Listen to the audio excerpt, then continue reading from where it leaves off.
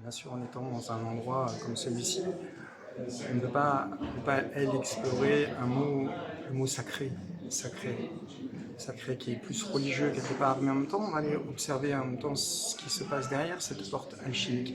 Alors, je ne suis pas un alchimiste, je suis juste un apprenti magiste. Donc, je ne vais pas rentrer dans les détails de cette porte, pas vous expliquer comment la prendre non plus. Ça n'aurait pas d'intérêt ici. Mais on se retrouve de l'autre côté de la porte. Alors me voilà maintenant de l'autre côté de cette porte. Et s'il vous plaît, on ne parlera pas de changement, si vous voyez ce que je veux dire, mais simplement de croyance.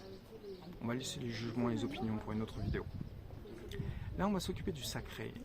Connaissez-vous les lieux sacrés? Oui, j'en suis sûr.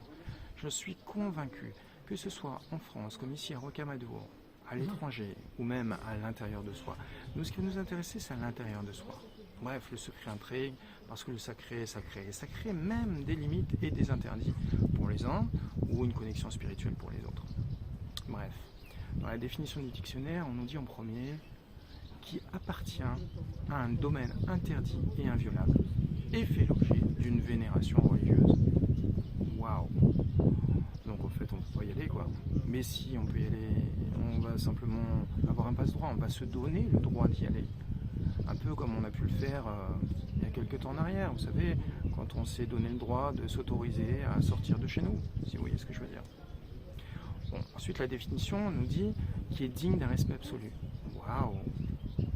On pourrait dire tout simplement que tout ce que nous créons, peu importe nos croyances, alors là je vous invite à voir la vidéo sur les croyances, nous devons simplement le respecter. Oui, ça paraît clair.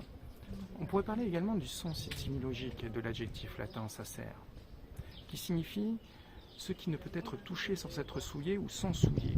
Ouais, génial, super, complètement d'accord. Ou du verbe censire, qui signifie délimiter et prescrire. En latin, sacer, sacra et sacrum, c'est le sacré. C'est pour cette raison que l'on parle de vertèbre sacrée, aussi appelé le sacrum. Sacer vient du latin sensio, qui signifie rendre inviolable, interdire. On peut résumer en disant que sacer sacré et sacré sacer. Alors, si vous n'avez pas tout suivi, réentendre la vidéo pour comprendre, bien sûr. Alors, arrêtez de vous limiter, laissez aller votre imagination pour créer ce qui vous tient à cœur. Je vous souhaite à tous et à toutes d'avoir le feu sacré. Ce feu sacré qui amène la passion et l'enthousiasme pour toute chose. Je vais maintenant repasser de l'autre côté de cette porte pour voir la différence. Mais pour aujourd'hui, je vais rester dans mon jardin secret pour vous retrouver dans une prochaine vidéo. Peut-être même celle de l'inconnu. En attendant, je vous invite à vous enregistrer sur ma chaîne et tout simplement aller faire un tour sur le site kirva.com. Allez, à très bientôt.